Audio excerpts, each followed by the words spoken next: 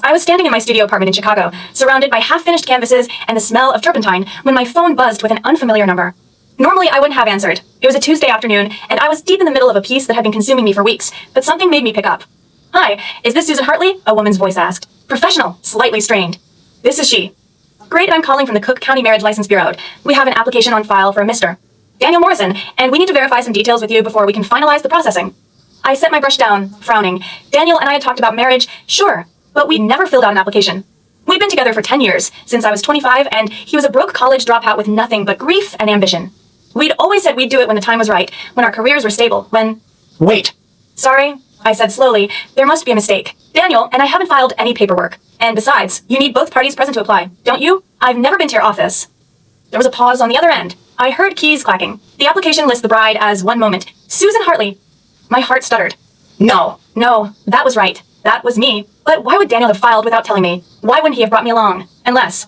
Actually, there's an issue here, the clerk said, her voice shifting into something more careful, more formal. I'm looking at the application now, and there are several pages attached.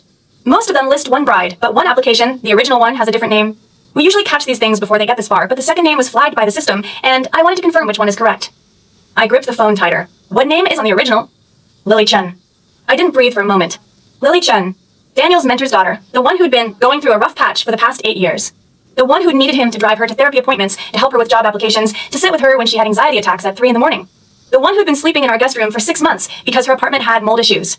And now her name was on my boyfriend's marriage application. "I'm sorry," I said, my voice surprisingly steady. "Can you clarify for me? Did Daniel Morrison file a marriage application listing Lily Chen as the bride, not Susan Hartley?"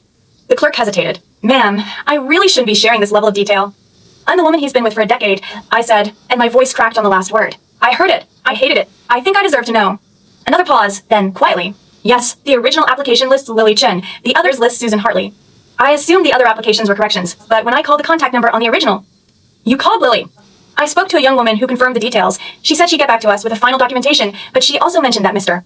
Morrison had been confused about the paperwork, and that the original application might have been a placeholder. A soft, embarrassed exhale. I may have jumped to conclusions.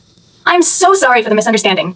I knew what she was trying to do. Give me an out, let me save face. But the thing about having been with someone for 10 years is that you know them. You know the difference between an honest mistake and a pattern. And this was a pattern. "Thank you for calling," I said, my voice hollow. "I'll handle it." I hung up before she could respond. For a long moment, I just stood there, staring at my phone screen. Then I did what any reasonable woman in my situation would do. I opened our text thread and scrolled up. It had started innocently enough, 2 years ago, when Lily's father passed away. Daniel had been devastated. The man had been his mentor, his first real boss, the person who'd taken a chance on him when he was a nobody from the South Side with nothing but hustle and a chip on his shoulder. Daniel had told me that he owed everything to Mr. Chin, that he'd do anything to honor his memory. At first, anything meant paying for Lily's therapy. Then it meant helping her with her resume, getting her a job at his company, letting her use his corporate apartment when she needed to get away from stress. Then it meant bringing her home for Thanksgiving, because she had nowhere else to go. Then it meant giving her a key to our place, just in case she needs to crash. And then it meant she was crashing. There was always a reason. Always. "Lily has food poisoning. Can you take her to urgent care?" "Lily had a panic attack at work. I need to go get her." "Lily's landlord is being a creep. I'm just going to help her move." "Lily's car broke down. She can't get to her therapy appointment. Do you mind if she stays with us for a couple weeks?" The couple weeks had turned into 6 months. And through all of it, Daniel's text to me had grown shorter, more clipped. Less like a partner, and more like a manager checking in with an employee. "Working late. At the office. Everything fine. Yes, I'll be home by 10. Sorry, got held up." I scrolled through the last 6 months of our conversation and saw the pattern emerge like a scar. At the beginning of each month, he was present, responsive, engaged. By the 3rd week, he'd vanish into work to be by the end of the month. He'd resurface just long enough to be pleasant, then sink back under. And every single time he went dark, I'd check Lily's social media. Every single time. She'd been posting photos of him at dinners, at coffee shops, in her apartment, her hand on his arm. His hand on her shoulder, always with a caption like, "Best big brother ever," or "So blessed to have Daniel in my life," as if to remind everyone that she was the sister he never had. Except sisters didn't sleep in your guest room for 6 months while your actual girlfriend slept alone. Except sisters didn't post pictures of your boyfriend's hand holding yours in a coffee shop with a caption, "He knows just how I take my latte winking face." I knew I was overthinking it. I knew I sounded paranoid. But right now, standing in my kitchen with the memory of that phone call burning in my chest, I didn't feel paranoid. I felt stupid. I typed out a message to Daniel. "Did you file a marriage application with Lily's name on it?" The county just called me. I sent it before I could second guess myself. Then I waited. The little dots appeared, disappeared, appeared again. I watched them dance for what felt like an eternity. Finally, he replied, "Daniel, let me explain." I didn't respond to that. I didn't even know how. So I did the only thing I could think of. I sat down on my couch, hugged my knees to my chest, and waited for him to come home.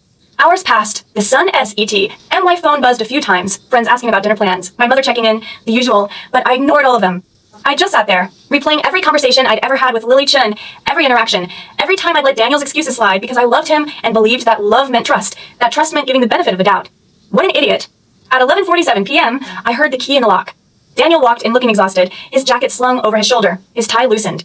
He was handsome in a way that had always made my heart skip, sharp jaw, tired eyes that still managed to look warm when he focused on me, and in another life, the sight of him would have made me forget everything that had been worrying me.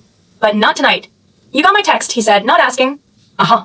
He sat down on the opposite end of the couch, keeping distance between us. That was new. He always used to sit close enough that our knees touched. For a moment, I wondered if that distance had been growing for a while, if I'd been too busy making excuses for him to notice. I can explain, he said again.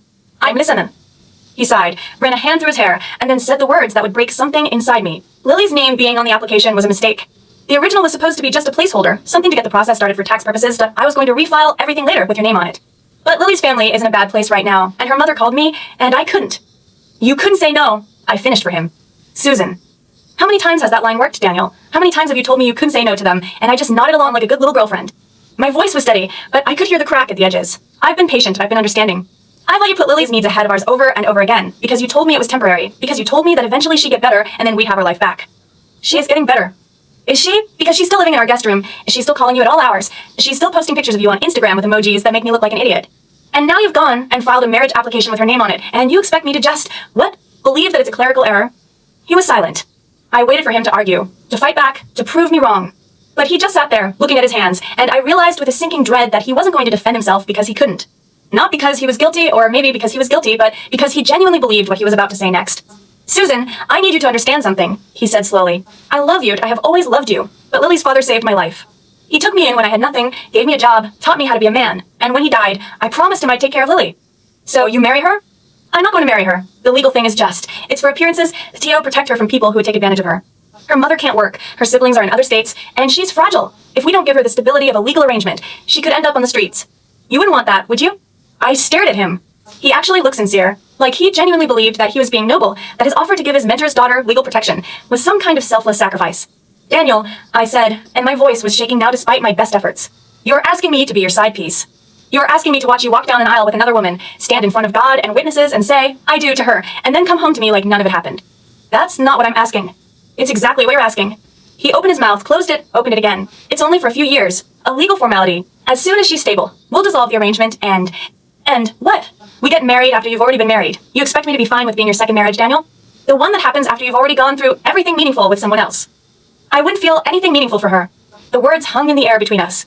I wanted to scream. I wanted to throw something at him, but what I actually did was worse. I laughed. A small, broken sound that made him flinch. You wouldn't feel anything meaningful, I repeated. So it's okay if you break her heart too, as long as you don't break mine, because that's what we're talking about here. You're breaking two women's lives, and you think you're being the good guy. His face went pale. Susan. Don't, I said, standing up. Don't say my name like that. Don't pretend you're doing this for anyone but yourself.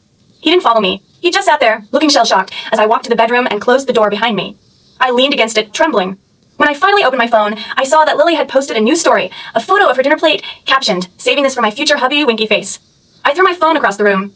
I didn't cry that night. I thought I would, but the tears never came.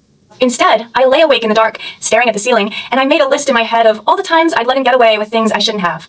The time I'd been in a car accident, and he'd sent Lily to pick me up from the hospital because she'd needed his company that afternoon. The time I'd flown to New York for my art show, and he'd called me from the hotel in Chicago because Lily had had a panic attack and he needed a ride home. The time he'd forgotten our anniversary because Lily was having a crisis about her father's death. Every single time, I'd made excuses for him. I told myself that this was temporary, that he was grieving, that he didn't mean to hurt me, that he loved me really. I told myself that if I was patient enough, understanding enough, accommodating enough, eventually he'd come back to me. But he never came back. He just kept drifting farther away, and I kept stretching myself thinner to reach him until there was nothing left of me to hold on to. At 5 a.m., I got up, walked to the kitchen, and looked at the refrigerator. I've been writing his grocery list on it for years. Things he liked, things he forgot to buy, things that made him smile, a loving little habit I'd picked up when we first moved in together. But now, staring at the magnets and the half-finished notes, I felt nothing. I took down a new note, grabbed a marker, and wrote, I'll handle it myself. Don't worry. I underlined the word myself. Then I made coffee, packed my laptop, and went to work. My gallery opening was in 3 weeks. I'd been working toward it for 18 months, a solo exhibition that would make or break my career, the capstone of years of struggling, starving, and refusing to give up. I'd been so focused on it that I'd let Daniel's neglect slide, telling myself that once the show was over, we'd have time to figure things out. Now I realized I didn't need to figure anything out. I needed to save myself. That morning, I called my agent and asked about deadlines that I called my accountant to redo my budget that I called a moving company to get a quote. I started looking at apartments in New York, not because I was running away, but because I was running towards something but a life where my love wasn't a negotiation. By lunchtime, I'd scheduled my first consultation with a divorce attorney. Even though I wasn't married yet, I needed to know what I'd be dealing with if Daniel decided to contest the relationship status. By evening, I'd made a list of everything I owned that mattered to me, packed the essentials, and sent an email to the landlord requesting the paperwork to break my lease early. I didn't tell Daniel any of this. He didn't ask. The first week was the hardest because I kept waiting for him to notice. TOC that I'd stopped writing on the refrigerator. That I'd stopped asking him where he was going, who he was with, when he'd be back. That I'd stopped sending him texts about my day, my work, my friends, my feelings. He didn't notice. On the fourth day, I came home to find him on the couch with Lily, watching a movie. She looked comfortable, too comfortable in my spot, my blanket wrapped around her shoulders, her head leaning on his arm. He glanced at me, and something flickered in his eyes. Guilt. Awareness? Then Lily giggled at something on the screen, and he looked back down at her as if I'd never existed. That was the moment I knew. Not just that he'd never loved me the way I loved him. I'd known that for a while, but that he'd never even seen me as a person, just a fixture, a background element in the story of his life. Something to be used when convenient and ignored when not. I walked past them, grabbed my coat, and went to the coffee shop down the street. I sat in the corner, ordered a latte that was too expensive, and I did something I should have done a long time ago. I opened a new document on my laptop and started writing. Dear Daniel, I've been waiting for you to love me the way I love you. I've been waiting for 10 years, and I'm tired of waiting. It took you filing a marriage application with someone else's name for me to realize that I've been the only person in this relationship, the only one who cared, the only one who tried, the only one who showed up. I'm not coming back to the apartment. Don't look for me. I've already made arrangements. I loved you once. I don't anymore. Please don't contact me. I stared at the words. Then I deleted them and wrote, I hope you and Lily are happy together. She can have my spot on the couch. Maybe she'll even hold your hand at the wedding. I hit send. And then I blocked his number, his social media accounts, and every email address he'd ever used. I was done waiting. The second week was easier, because I'd stopped checking my phone for his reply. I'd stopped hoping for an explanation that would make it all better. I'd accepted that there was no making it better left. There was only survival. My gallery opening was approaching, and I was consumed with the logistics of framing, hanging, and marketing. I'd thrown myself into the work with the kind of desperate focus that only comes from having nowhere else to turn. Every painting I'd ever made felt like a piece of my heart I'd ripped out and put on canvas. Every brushstroke was a memory I'd exorcised.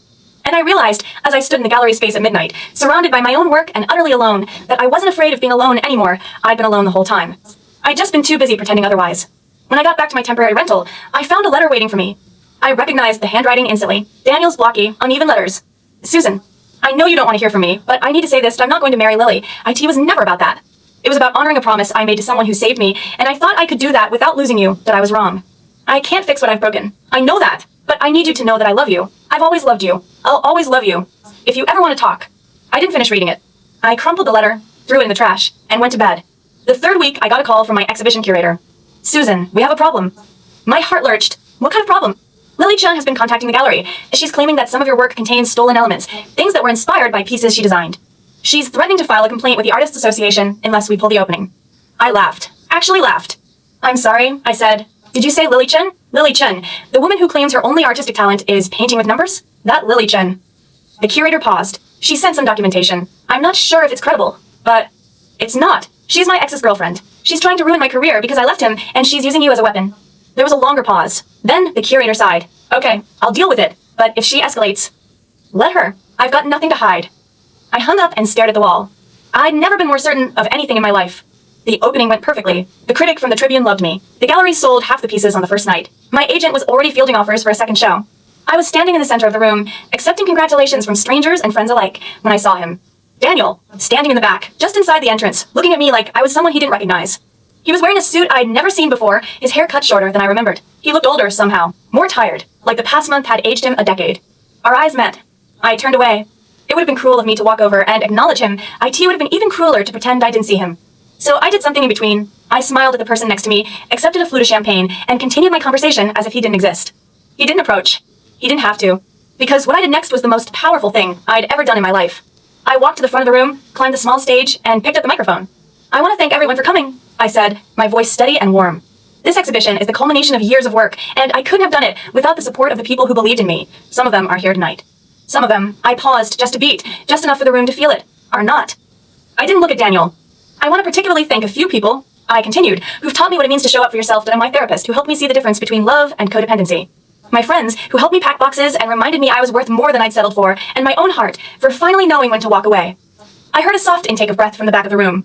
But I'm not here to talk about my past. I'm here to talk about my future. And I'm so grateful to be here, now, in this room, with all of you. I set the microphone down and stepped off the stage. The applause washed over me. I found Daniel in the crowd. He was staring at me with an expression I'd never seen on his face before, something between shock and recognition. And for the first time in 10 years, I felt something other than love for him. I felt free. The gallery opening was a triumph. I'd sold more pieces than I'd ever dared hope, and the Chicago Tribune critic had called my work a fearless meditation on the anatomy of loss. I should have been on top of the world. Instead, I was sitting in my temporary rental at 2 a.m., staring at my phone, trying to decide whether to answer the 8th missed call from my mother. Margaret Hartley was not a woman who called 8 times in a row. She was the kind of mother who sent one text and waited for you to respond, because she believed in respecting boundaries and not being a burden. 8 calls meant something was very, very wrong. I called her back. Susan. Her voice was thin, reedy, nothing like the robust alto I'd known my whole life. I'm sorry to bother you so late, sweetheart. I know you had your big show tonight. Mom, what's going on? Why have you been calling? A pause. Then, I'm in the hospital. I don't want to tell you, but the doctor said I should let someone know. They're keeping me overnight for observation. My blood turned to ice. What happened? What's wrong? Just some chest pains. They think it might be my heart, but they're not sure. I've been having them for a few weeks, but I didn't want to worry you. Then, tonight it got bad enough that I called the ambulance. I was already grabbing my coat. Which hospital? St. Mary's. But Susan, you don't have to come. I'm on my way. Don't go anywhere. I hung up before she could argue, and I was out the door in under a minute. The drive to St. Mary's was a blur of red lights and anxious thoughts. I hadn't seen my mother in months, not because I didn't want to, but because life had gotten complicated, and I'd been so consumed with my own problems that I'd let the distance grow. Now I was paying for it. When I finally reached the ER, I found her in a curtained bay, looking smaller than I remembered. Her gray hair was mussed, her skin was pale, and there was an oxygen tube under her nose. But she smiled when she saw me, and that smile broke something in my chest. Mom. I rushed to her bedside, taking her hand. What did the doctor say? Are you okay? They're running tests. I'm probably fine, honey. You didn't have to drive all the way out here at, she glanced at the clock, almost 3 a.m. I wasn't going to stay home knowing you were in the hospital. She squeezed my hand weakly. You're a good daughter. I just wish you'd been taking care of yourself, too. I heard about what happened with Daniel. Are you doing all right? I forced a smile. I'm doing great, actually. The show went perfectly. I'm moving to New York in a few weeks. Her eyes widened. New York? I need a fresh start. And the gallery there offered me a residency. It's a huge opportunity. She studied my face for a long moment, and I could see her struggling with something, concern, maybe, or disappointment that I hadn't told her sooner. But all she said was, I'm proud of you, Susan. You've always been so strong. The words felt hollow. Strong was just another word for too tired to break down. Before I could respond, a nurse appeared and said they needed to take my mother for an echocardiogram. I kissed her forehead and promised to be there when she got back. Then I sat alone in the waiting room, trying to make sense of the chaos in my head. My phone buzzed. Daniel, I heard about your mother. Is she okay? Can I come see her? I stared at the message. How did he know? I hadn't told anyone except my agent. Daniel, Lily's mother, is at St. Mary's too. She's having complications from her surgery. I'm already in the building. My stomach dropped. Of course Lily's mother would be in the same hospital at the same time because the universe had a sick sense of humor. And of course Daniel would be here, playing the devoted son-in-law to the woman who'd been using him for years. I typed back, stay away from my mother. I mean it. Daniel, Susan, I just want to help. I know you're angry, but this isn't about us. It's about your mom. My thumb hovered over the keyboard, shaking, but I didn't respond. Instead, I blocked his number again and shoved the phone into my pocket. 20 minutes later, my mother was back in her bay, looking exhausted but stable. The cardiologist came in, a young man with kind eyes and a calm demeanor, and introduced himself as Dr. Adrian Reeves. Your mother has a condition called hypertrophic cardiomyopathy, he explained, pulling up a scan on the tablet. It's a thickening of the heart muscle that makes it harder for the heart to pump blood. It's often genetic, and it's been asymptomatic until now, but the recent chest pains suggest it's progressing. Is it serious? I asked, my voice barely above a whisper. It can be. We're going to need to do a procedure, a septal myectomy, to remove some of the thickened muscle. It's not without risks, but it's the best option we have. My mother reached for my hand. I don't want to be a burden, Susan. If you need to go to New York. Mom, I'm not going anywhere. We'll figure this out. Dr. Reeves nodded. I'll schedule the surgery for tomorrow morning. We have a specialist who can perform it, but I need to confirm his availability. He glanced at his notes. His name is Dr. Morrison. Do you know him? The world tilted. Dr. Morrison? I repeated, my mouth going dry. What's his first name? Daniel Morrison, I believe. I couldn't breathe. You can't use him, I said, too quickly, too sharply. Find someone else. Dr. Reeves looked confused. Dr. Morrison is the top cardiothoracic surgeon in the region. He's the best person for this procedure. Is there a reason you'd prefer someone else? I opened my mouth to explain, but the words wouldn't come. How could I tell this doctor that the man he trusted with my mother's life was the same man who'd been sleeping in my bed while making plans to marry another woman? How could I explain that I'd rather trust anyone than Daniel Morrison? There's a conflict of interest, I said finally. Personal. Please find another surgeon. Dr. Reeves studied me for a moment, his expression unreadable. Then he nodded. I'll do what I can, but it may take time to find someone with the same expertise. We'll have to delay the procedure. How long? A day or two, maybe more. I closed my eyes. A day or two. My mother's heart was failing, and I was letting my personal history get in the way of her treatment. Actually, I said, hating myself for it, if Dr. Morrison is the only one who can do it, I'll agree, but I don't want him to know about the connection. He doesn't need to know that I'm the patient's daughter. Dr. Reeves looked skeptical. He'll have access to the patient's chart. He'll see your name on the contact list. I'll handle it. Just don't mention me, please. He didn't push. He simply said, I'll arrange for the surgery tomorrow. Try to get some rest. I didn't sleep. I spent the night in a chair beside my mother's bed, watching her chest rise and fall, trying to convince myself that everything would be fine. But my mind kept racing back to Daniel, to the way he looked at me at the gallery, the way he'd said he loved me, the way he'd made me believe I was the center of his world, even while he was handing pieces of it to someone else. By morning, I was exhausted and running on adrenaline. My mother was wheeled into pre-op, and I was allowed to see her for a few minutes before she went under. "Don't worry about me," she said, squeezing my hand with surprising strength. "I'm a tough old bird. I've survived worse than a little heart surgery." "I know, Mom. I'll be right here when you wake up." She smiled, and I kissed her forehead. Then she was gone, and I was alone in the waiting room again. I'd been sitting there for maybe 2 hours when I heard a familiar voice. "Susan." I looked up, and there he was, Daniel Morrison, still wearing his surgical scrubs, his hair disheveled, his eyes red-rimmed. "You're not supposed to be here," I said flatly. "I'm the surgeon. I'm literally supposed to be here." "I meant near me." He stepped closer, but I held up a hand to stop him. "Don't. Just tell me how the surgery went, and then leave." He hesitated, then sighed. "It went fine. Your mother is stable. She's in recovery now, and I expect she'll wake up in a few hours." "Thank you." The words felt like ash in my mouth. "Susan, can we talk? Please? Just for a few minutes." "There's nothing to talk about." "There's everything to talk about." He ran a hand through his hair, looking more vulnerable than I'd ever seen him. "I know I messed up, I know I hurt you, but I can't stop thinking about you. I can't stop wondering if there's any way to fix this." "You can't fix it, Daniel. You made a choice. You chose Lily." "I didn't choose her. I chose to honor a promise." "You chose to put her above me, above us, above everything we built together. That's not honoring a promise. That's abandoning someone who loved you."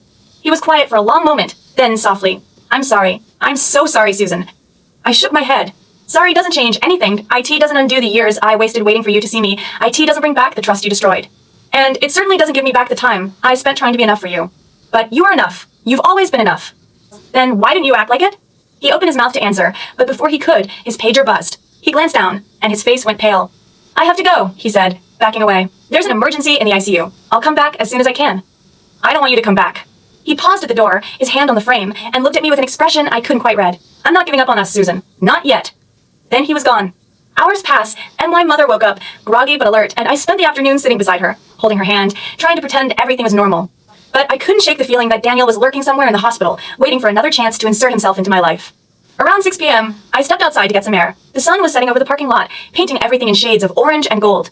I stood there for a long moment, breathing in the cool evening air, trying to steady my nerves. That's when I saw her. Lily Chen, walking across the lot with her mother's arm in hers, both of them laughing like they didn't have a care in the world. Lily was dressed in designer clothes, her hair perfectly curled, her smile bright and fake. She spotted me and stopped. "Susan," she said, her voice dripping with false warmth. "I heard about your mother. I hope she's doing well." "She's fine." I didn't smile. Lily's mother, a petite woman with sharp eyes, tugged at her daughter's sleeve. "Come on, Lily. Let's not bother her." But Lily pulled away and stepped closer to me, lowering her voice. "You know, Daniel's been worried about you. He's been talking about you nonstop. It's really sweet, actually. He cares about you so much. But I have to say, I don't think you appreciate him. He's given you everything, and you just threw it away." "You still here. Given me everything? He gave me a place on his list of priorities, right after you and your mother, and everyone else who wasn't me. That's not everything. That's nothing." Lily's smile faltered. "You're just bitter because he chose me over you. He didn't choose you. He chose guilt. He chose obligation. He chose to feel noble instead of being present. And you know what? I feel sorry for you, Lily.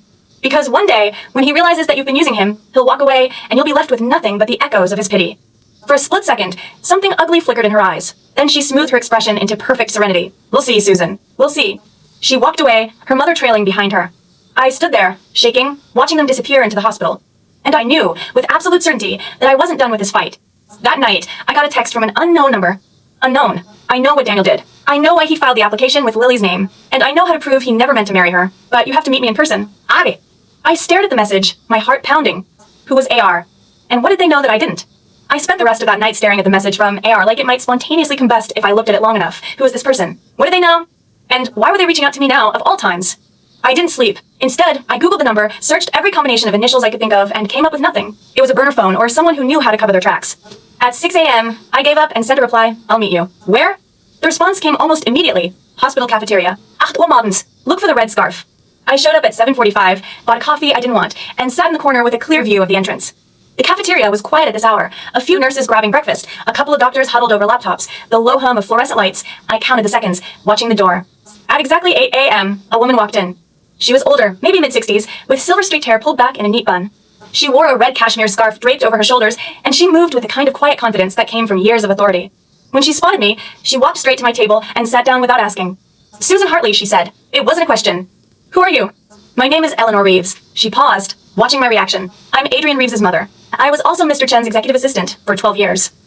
I felt the world tilt. "You worked for Lily's father?" "I worked for the man who raised Daniel, yes, and I know more about this family than anyone else alive."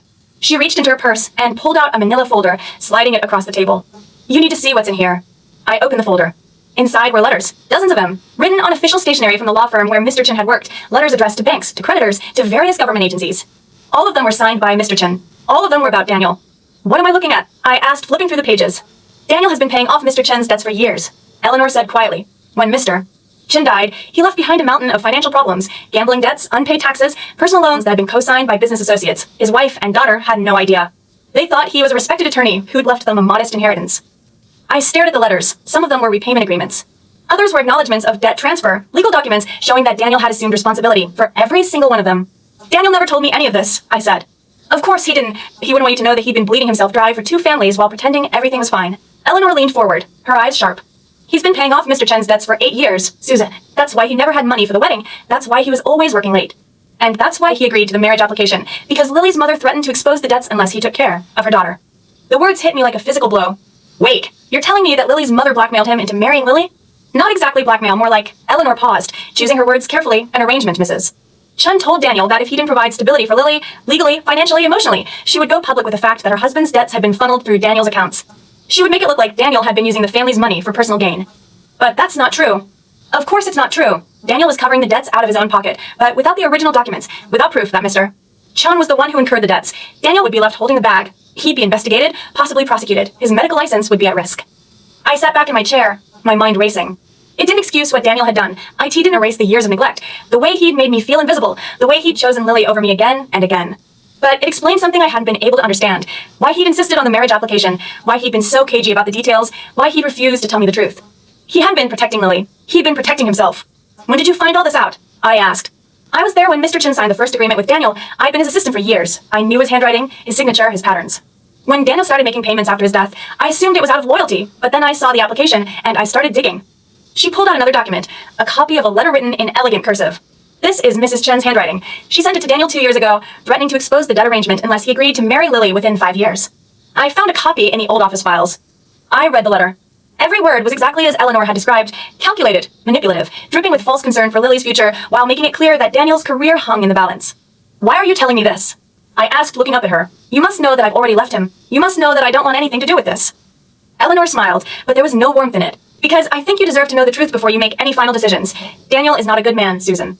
He's a man who's been backed into a corner and forced to make terrible choices. That doesn't excuse what he did to you, but it might help you understand why he did it. I shook my head. Understanding doesn't change anything. He still chose to push me away. He still chose to keep me in the dark. He still let me believe I was the problem when the real problem was something he could have told me about years ago. Maybe, Eleanor said, but you should also know that he's been trying to get out of the arrangement for months. He hired a lawyer to help him find a legal way to cancel the application without exposing the debt. He's been documenting everything, every payment, every conversation, every threat, in case he needs to defend himself. I felt something twist in my chest. Why didn't he just tell me? Because he was ashamed, because he thought you'd leave him if you knew he was trapped, because he wanted to protect you from the mess. Eleanor stood up, buttoning her coat. I'm not telling you this to make you forgive him. I'm telling you this because you're about to go on with your life, and you deserve to know what you're leaving behind. She walked away, leaving me alone with the folder. I sat in the cafeteria for a long time after she left, flipping through the documents, trying to piece together the truth. IT was all there. The debts, the agreements, the threats, the payments. Every detail confirmed what Eleanor had told me. But there was something else, too. A letter from Lily's mother to Mr. Chen's old business partner, dated 3 months before he died. I know about the money you stole from the retirement fund, and I know you blamed it on Harold, and he was too weak to defend himself. If you don't start paying me what you owe, I'll go to the authorities and make sure you spend the rest of your life in prison. My heart stopped. This wasn't just about debts. This was about a cover-up. I read the letter again, my hands shaking. Lily's mother had been blackmailing her own husband's business partner, and when he didn't pay, she'd found another way to get money out of someone else. Daniel.